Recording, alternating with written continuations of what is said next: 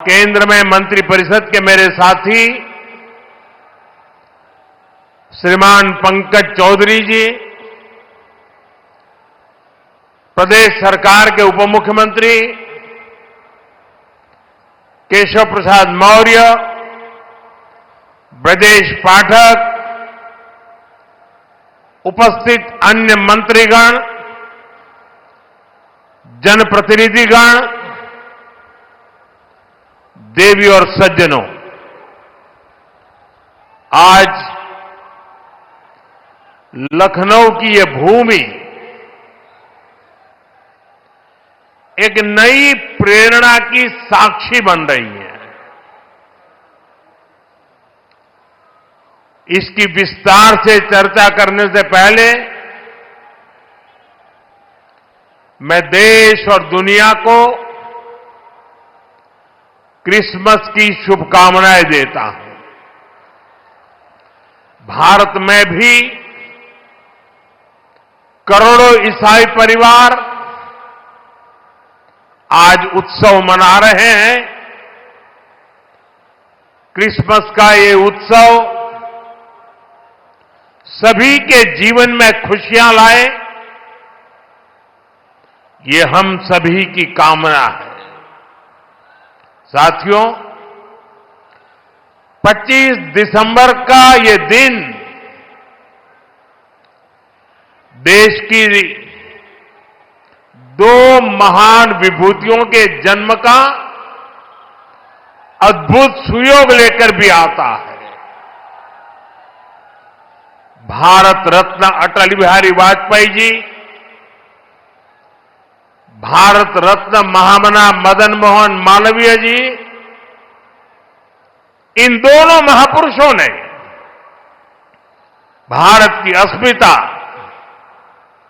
एकता और गौरव की रक्षा की और राष्ट्र निर्माण में अपनी अमिट छाप छोड़ी। साथियों, आज 25 दिसंबर को ही महाराजा बिजली पासी जी की भी जन्म जयंती है। लखनऊ का प्रसिद्ध बिजली पासी किला यहां से अधिक दूर नहीं है।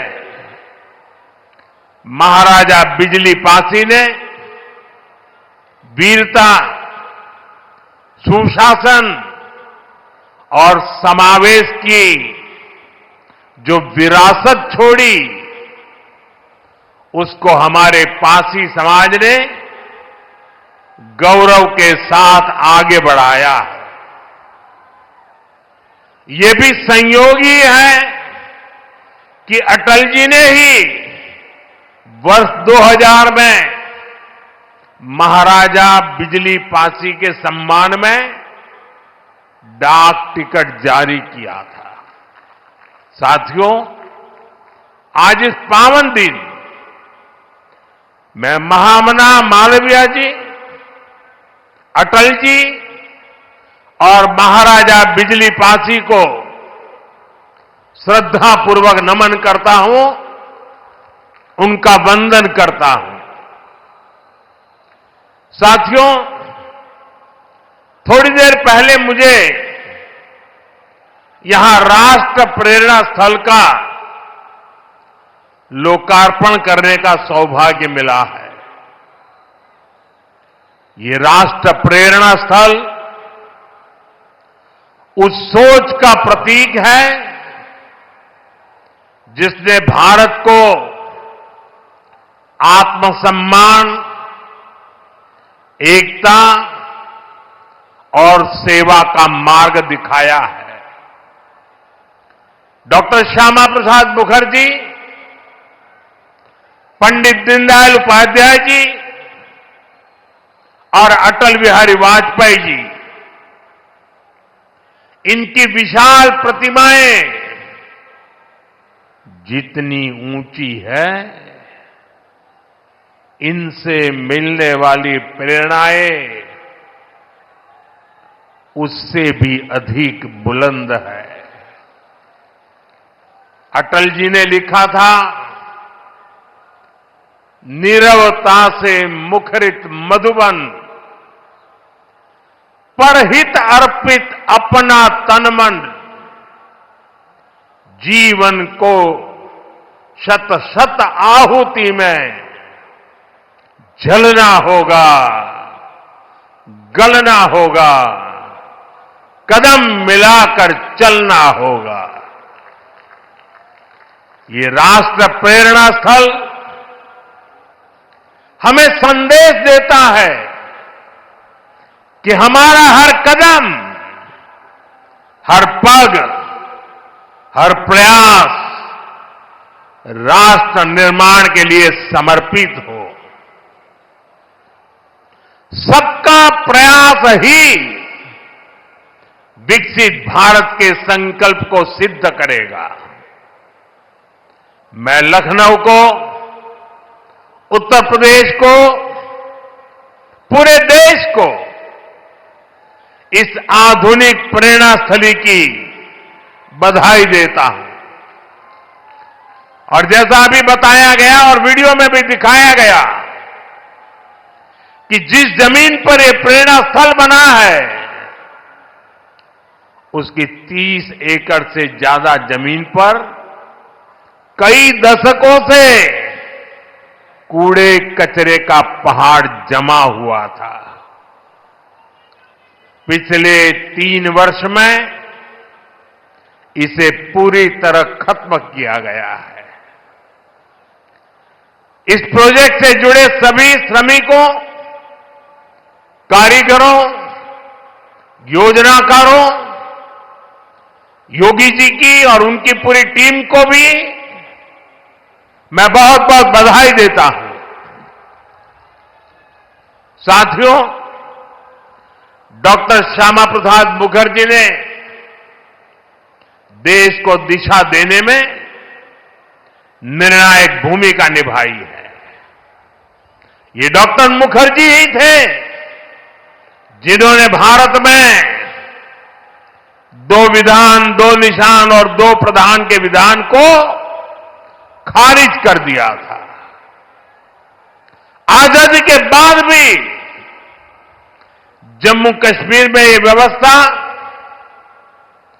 भारत की अखंडता के लिए बहुत बड़ी चुनौती थी। भाजपा को गर्व है कि हमारी सरकार को आर्टिकल 370 की दीवार गिराने का अवसर मिला। आज भारत का संविधान जम्मू कश्मीर में भी पूरी तरह लागू है। साथियों, स्वतंत्र भारत के पहले उद्योग मंत्री के रूप में डॉक्टर मुखर्जी ने भारत में आर्थिक आत्मनिर्भरता की नींव रखी थी। उन्होंने देश को पहली औद्योगिक नीति दी थी, यानी भारत में औद्योगिकरण की बुनियाद रखी थी। आज आत्मनिर्भरता के उसी मंत्र को हम नई बुलंदी दे रहे हैं। मेड इन इंडिया सामान आज दुनिया भर में पहुंच रहा है। यहां यूपी में ही देखिए, एक तरफ एक जनपद एक उत्पाद का इतना बड़ा अभियान चल रहा है। छोटे छोटे उद्योगों, छोटी छोटी इकाइयों का सामर्थ्य बढ़ रहा है।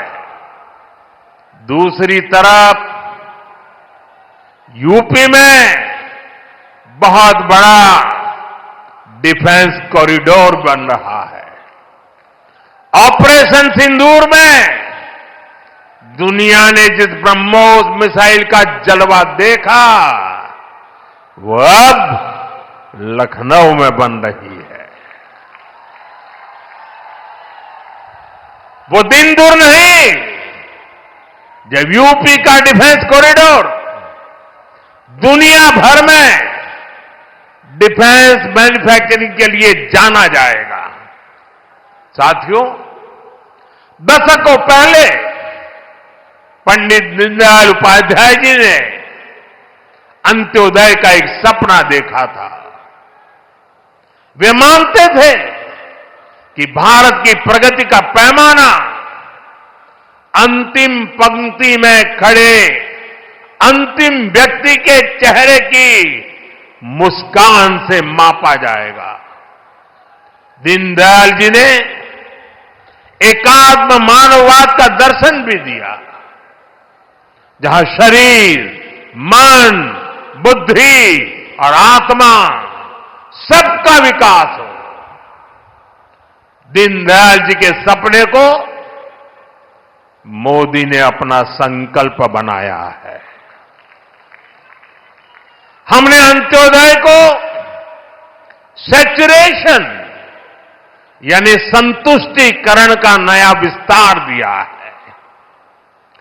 सैचुरेशन यानी हर जरूरतमंद, हर लाभार्थी को सरकार की कल्याणकारी योजनाओं के दायरे में लाने का प्रयास।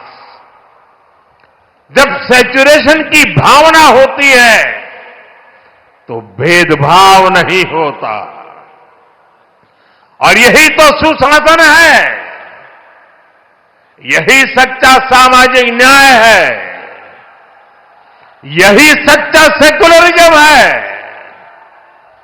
आज जब देश के करोड़ों नागरिकों को बिना भेदभाव पहली बार पक्का घर, शौचालय, नल से जल, बिजली और गैस कनेक्शन मिल रहा है, करोड़ों लोगों को पहली बार मुफ्त अनाज और मुफ्त इलाज मिल रहा है, पंक्ति में खड़े अंतिम व्यक्ति तक पहुंचने का प्रयास हो रहा है, तो पंडित दीनदयाल जी के विजन के साथ न्याय हो रहा है। साथियों, बीते दशक में करोड़ों भारतीयों ने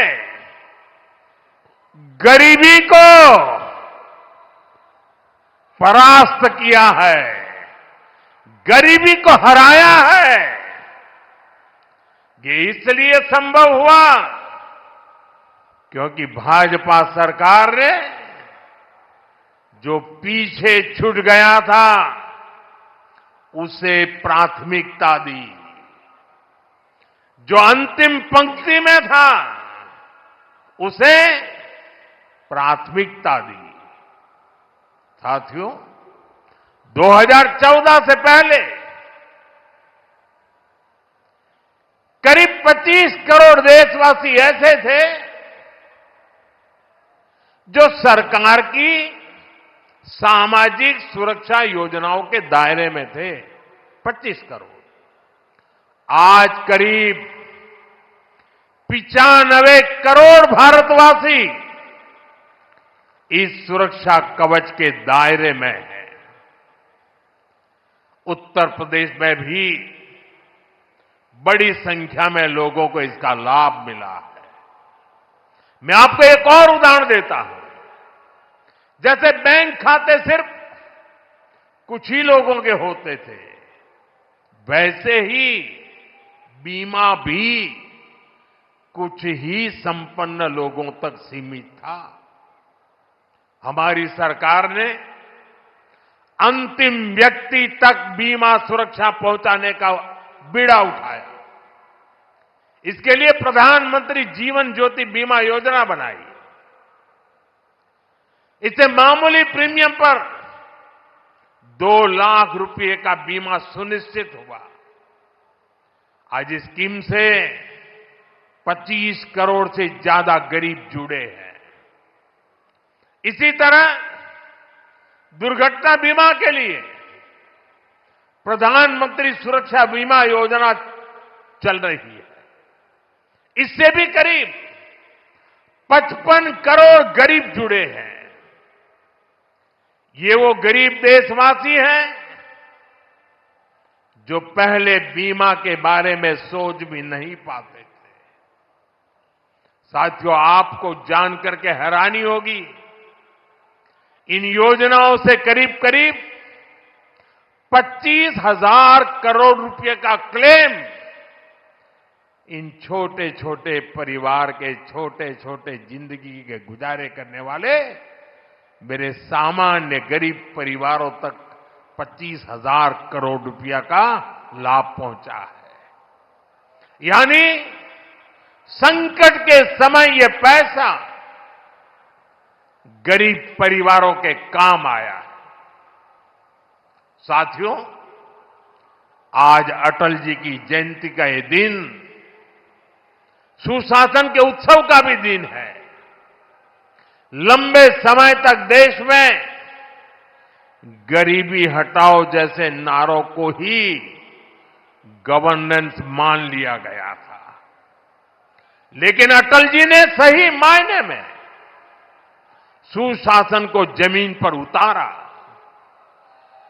आज डिजिटल पहचान की इतनी चर्चा होती है, इसकी नींव बनाने का काम अटल जी की सरकार ने ही किया था। उस समय जिस विशेष कार्ड के लिए काम शुरू हुआ था, जो आज आधार के रूप में विश्वविख्यात हो चुका है, भारत में टेलीकॉम क्रांति को गति देने का श्रेय भी अटल जी को ही जाता है। उनकी सरकार ने जो टेलीकॉम नीति बनाई, उससे घर घर तक फोन और इंटरनेट पहुंचना आसान हुआ और आज भारत दुनिया में सबसे अधिक मोबाइल और इंटरनेट यूजर वाले देशों में से एक है। साथियों, आज अटल जी जहां होंगे, इस बात से प्रसन्न होंगे कि बीते 11 वर्षों में भारत दुनिया का दूसरा बड़ा मोबाइल फोन निर्माता बन गया है। और जिस यूपी से वे सांसद रहे, वो यूपी आज भारत का नंबर 1 मोबाइल मैन्युफैक्चरिंग राज्य बना है। साथियों, कनेक्टिविटी को लेकर अटल जी के विजन ने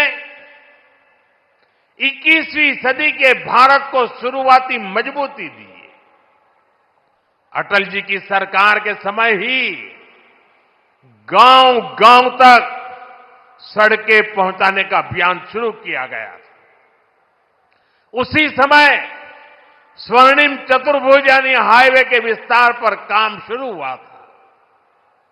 साथियों, साल 2000 के बाद से प्रधानमंत्री ग्रामीण सड़क योजना के तहत अब तक करीब 8 लाख किलोमीटर सड़कें गांवों में बनी है और इनमें से करीब 4 लाख किलोमीटर ग्रामीण सड़कें पिछले 10-11 साल में बनी है। और साथियों, आज आप देखिए, आज हमारे देश में अभूतपूर्व गति से एक्सप्रेसवे बनाने का काम कितनी तेजी से चल रहा है। हमारा यूपी भी एक्सप्रेसवे स्टेट के रूप में अपनी पहचान बना रहा है। वो अटल जी ही थे जिन्होंने दिल्ली में मेट्रो की शुरुआत की थी। आज देश के 20 से ज्यादा शहरों में मेट्रो नेटवर्क लाखों लोगों का जीवन आसान बना रहा है। भाजपा एनडीए सरकार ने सुशासन की जो विरासत बनाई है, उसे आज भाजपा की केंद्र और राज्य की सरकारें नए आयाम, नया विस्तार दे रही है। साथियों, डॉक्टर मुखर्जी, पंडित दीनदयाल जी, अटल जी, इन 3 महापुरुषों की प्रेरणा, उनके विजनरी कार्य ये विशाल प्रतिमाएं विकसित भारत का बहुत बड़ा आधार है। आज इनकी प्रतिमाएं हमें नई ऊर्जा से भर रही है, लेकिन हमें यह नहीं भूलना है कि आजादी के बाद भारत में हुए हर अच्छे काम को कैसे एक ही परिवार से जोड़ने की प्रवृत्ति पनपी। किताबें हो, सरकारी योजनाएं हो, सरकारी संस्थान हो, गली सड़क चौराहे हो, एक ही परिवार का गौरवगान, एक ही परिवार के नाम, उनकी ही मूर्तियां, यही सब चला। भाजपा ने देश को एक परिवार की बंधक बनी इस पुरानी प्रवृत्ति से भी बाहर निकाला है। हमारी सरकार मां भारती की सेवा करने वाली हर अमर संतान, हर किसी के योगदान को सम्मान दे रही है। मैं कुछ उदाहरण आपको देता हूं।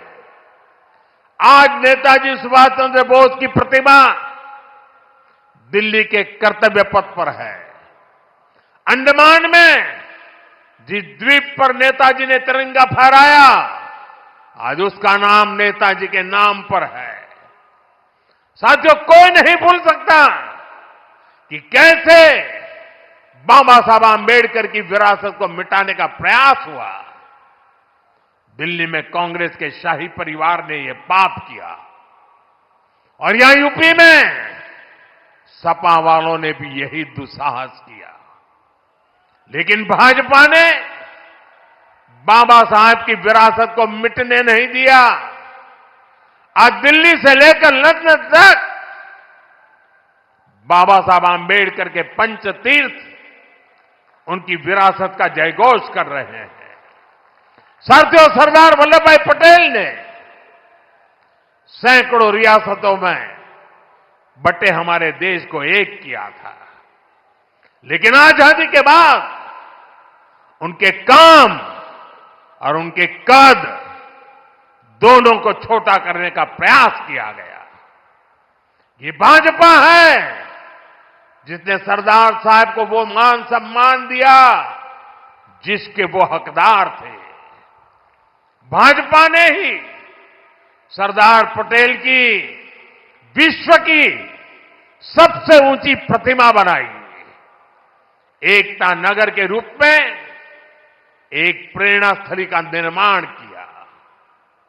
अब हर साल वहां 31 अक्टूबर को देश राष्ट्रीय एकता दिवस का मुख्य आयोजन करता है।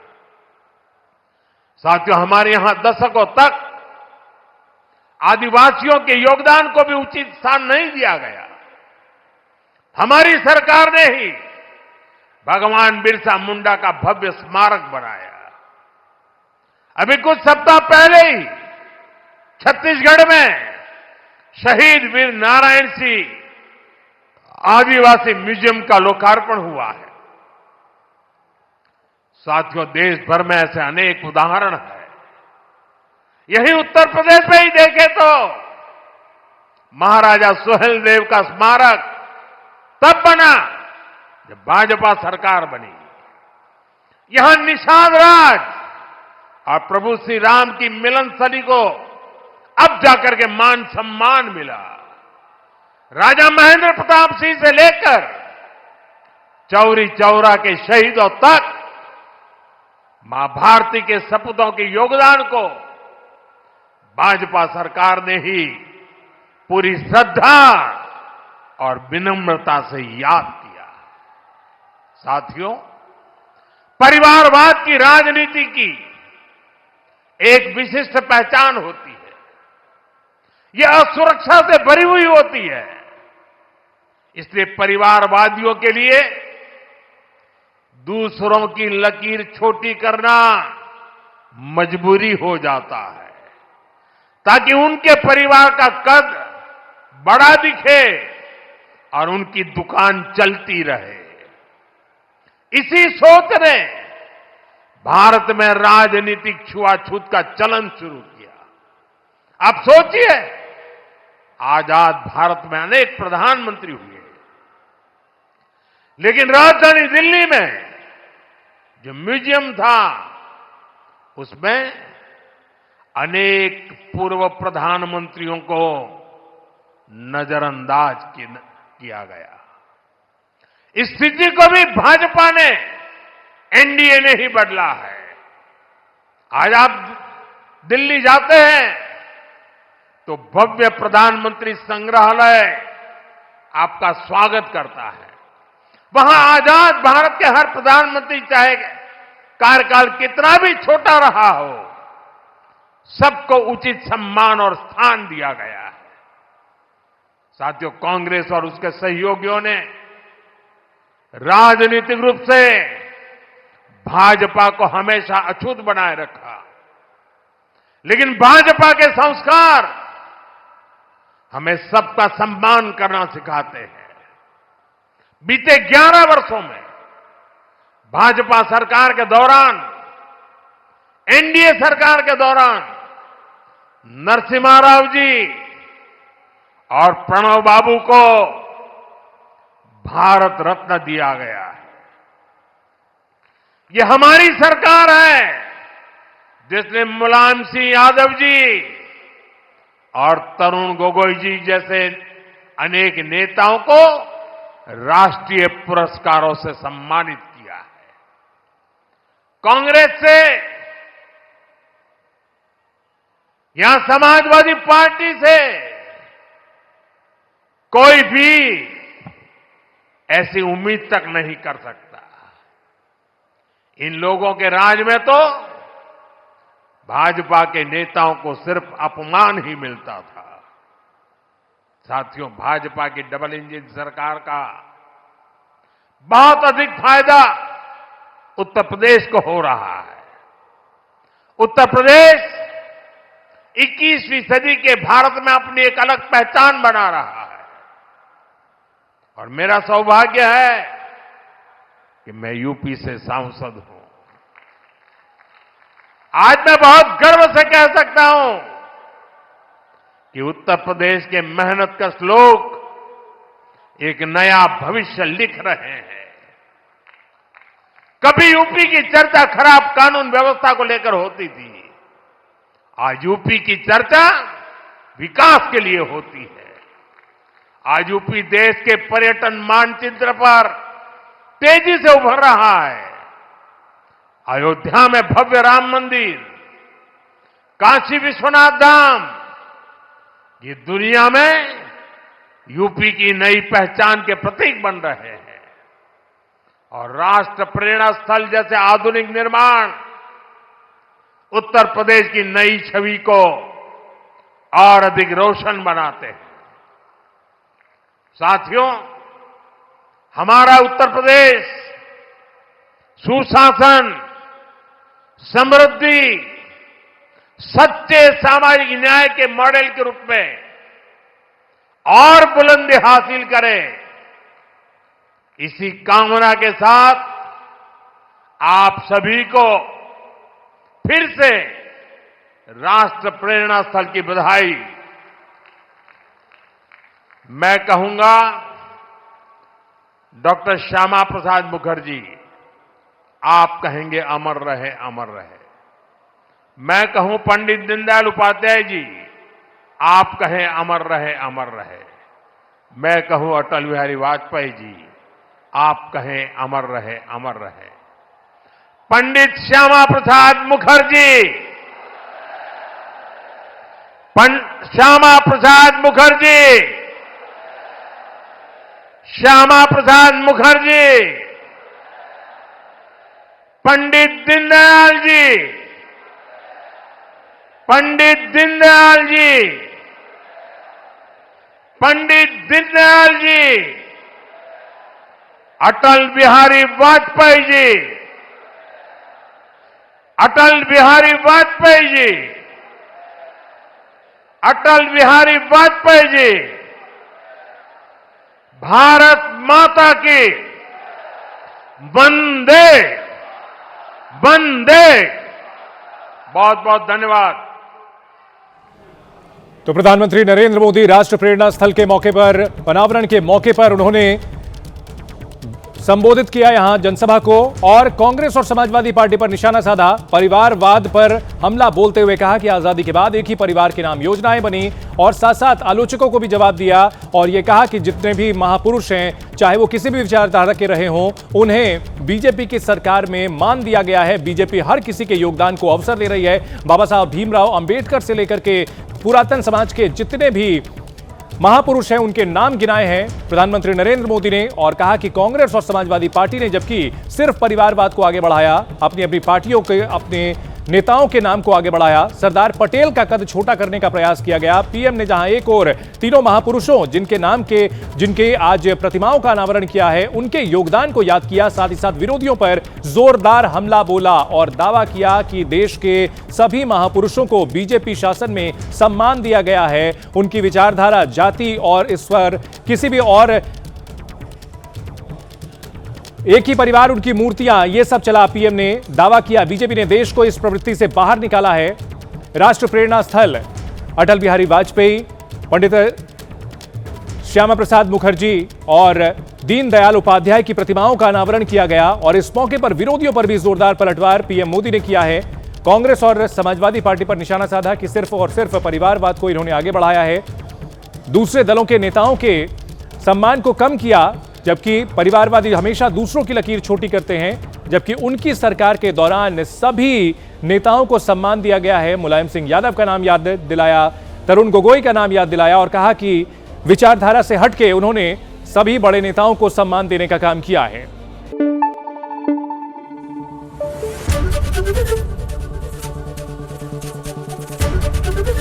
एबीपी न्यूज आपको रखे आगे।